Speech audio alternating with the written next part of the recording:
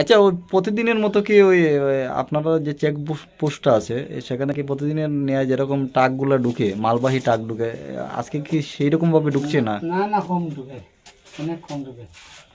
অনেক কম ঢুকে না? সকাল থেকে এখন পর্যন্ত অনুমানিক কতটা টাকা হবে ঢুকেছে? 35-40 টাকা। এমনি প্রতিদিন কিরকম ঢুকে? এটা তো শহর মতো ঢুকে। আজকে কম ঢুকেছে।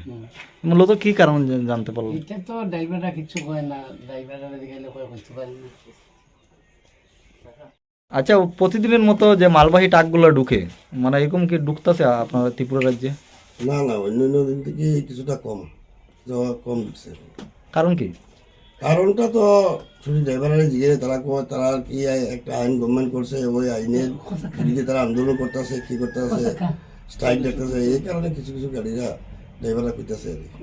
ড্রাইভার না, মূলত তারই প্রতিবাদ জানিয়ে তারা ঢুকতেছে না ত্রিপুরা। হ্যাঁ হ্যাঁ, এটাই এটা বিভিন্ন জায়গাতে প্রতিবাদ হচ্ছে। বিভিন্ন জায়গাতে হইতেছে, তবে আমরা তো আশেপাশে কোথাও নাই, যদিও এটা অন্যান্য জায়গাতে হইতেছে। এটা তো চুরাইবাড়ি থানার চেকপোস্ট, রাজ্যের প্রবেশদ্বার। চুরাইবাড়ি তারা